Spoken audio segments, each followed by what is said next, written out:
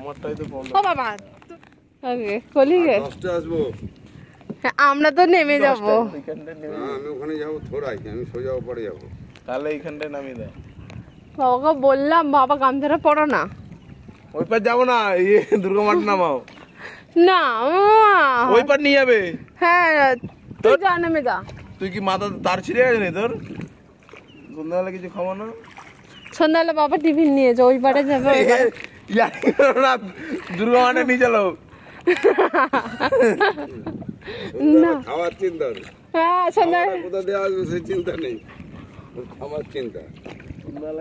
দুর্গা মাঠে নাও। এদিকে আমার বাবা ড্রাইভ করছে, দেখো নৌকা হাড়ি নিয়েছে।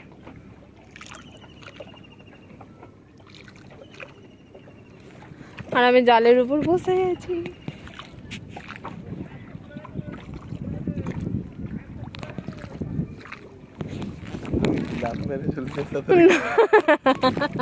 আমার ভাইকে ফাঁসিয়ে দিয়ে তাড়াতাড়ি চলে আসবো 8টা 9টার সময়।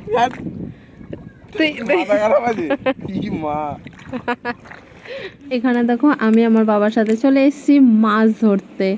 আর আমার বাবা এখানে দেখো নৌকা বেয়ে বেয়ে নিয়ে যাচ্ছে, আমরা যাব ঠিক ওই পারে, মানে অনেকটা দূরে পিন মাছ বাঁচার জন্য। আর এখানে দেখো আমার বাবার রাজা বেটা বসে রয়েছে।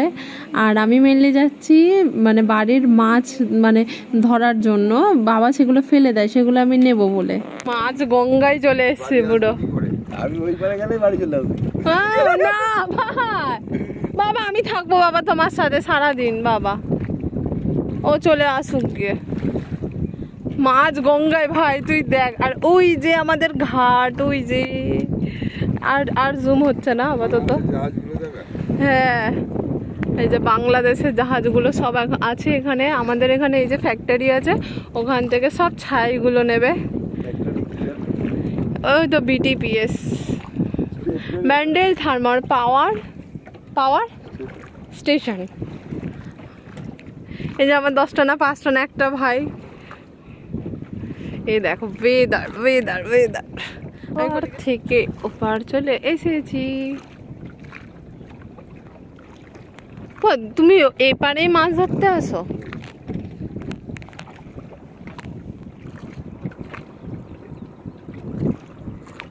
ও বাবা তুমি রাতে বেলা দেখতে পারো বাবা, অন্ধকার থাকে না, না আলো থাকে, তাহলে অন্ধকারের মধ্যে তুমি জাল পাও। কত কষ্ট করে দেখ ইনকাম করে ভাই বাবা। সেটাই তো ভালো করে পড়াশোনা কর, আমার মতো কষ্ট না হয়, আমার পুরা ব্যাপার। এবার ভাইয়ের পালা দেখ। আর আমরা মাছ বাঁচতে চাই না।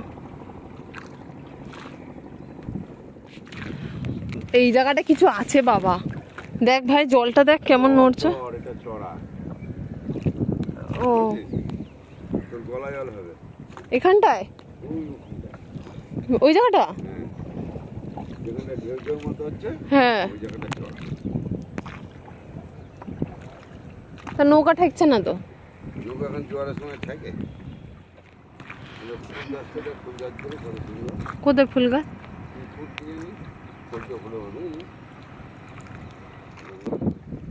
কত এগুলো সব বালি না মাটি? এগুলো সব বালি না মাটি? তাহলে এখান থেকে তো সাদা বালি নিয়ে গেলে হয়। এক নৌকা পুরো কালো মেঘ। আর ওইখানে কুমির দেখা দিয়েছিল, ঈশ্বরচন্দ্র বিদ্যাসাগর সেতু যেটাকে বলা হয়। আর আমার তাই তো ভাই, তাহলে ভুল বললাম, তাহলে বল কি সেতু বল ওটাকে?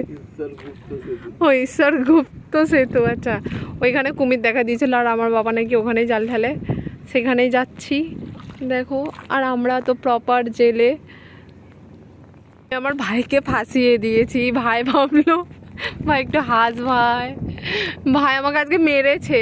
আমার ঠোঁট ফুলিয়ে দিয়েছি, কারণ ওর একটা ছেঁড়া প্যান্ট ছিল, আমি ছিঁড়ে দিয়েছি আরও, এর জন্য আমাকে মেরেছে। ওই দেখো মেরে ঠোঁট ফুলিয়ে দিয়েছে। আর আমার মা ওকে মেরেছে। এখন আপসেট হয়ে বসে আছে, ভাইয়ের গার্লফ্রেন্ডের সাথে দেখা করতে যেতে পারবে না, ওকে ফাঁসিয়ে দিয়েছি বেগার। এখানে বাবার সাথে নিয়ে এসে এই দেখো আমরা গঙ্গাতে আছি। পুরো মেঘ হয়ে গেছে, কিন্তু জানি না বৃষ্টি হলে তো কি করব বুঝতে পারছি না।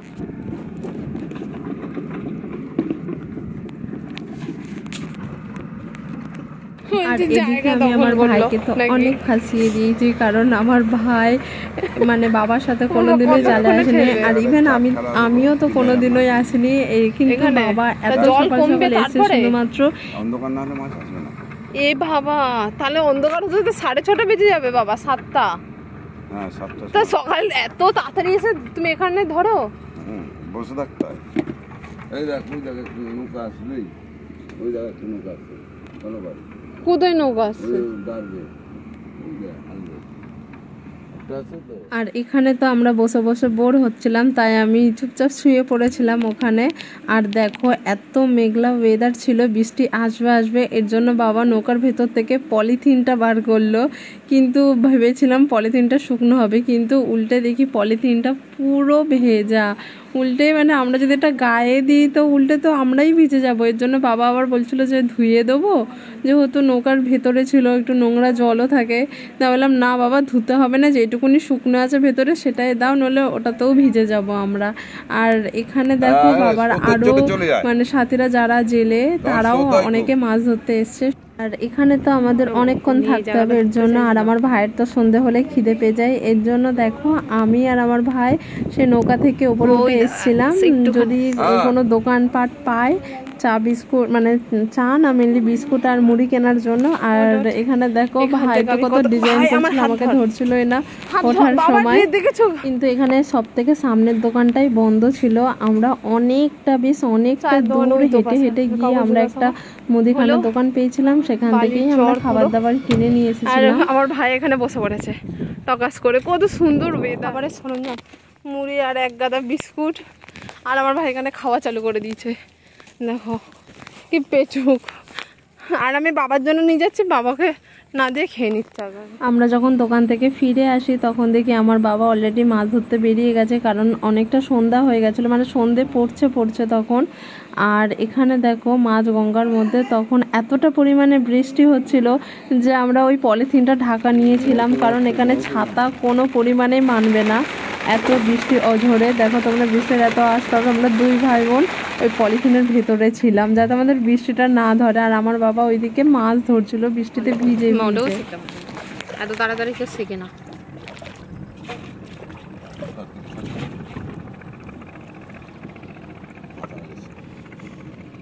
পুরো নোংরার ডেলা।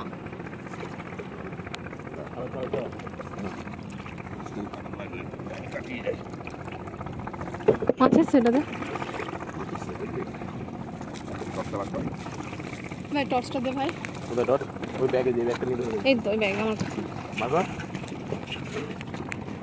এখানে দেখো আমার বাবার মাছ, মানে ওই নোংরার যে ডেলাগুলো ছিল ওই ডেলা থেকে কিভাবে মাছ বের হবে সেই টেকনিকগুলো বাবা চালু করে দিয়েছে, যাতে পুরো ফ্রেশ মাছগুলোই যেন হাঁড়ির মধ্যে থাকে। সেই হিসাবে বাবা এই কাজগুলো করছে, একবার এই হাঁড়ি একবার ওই হাঁড়ি, এইভাবে করে মাছগুলোকে পুরো ছাঁকাই করছে।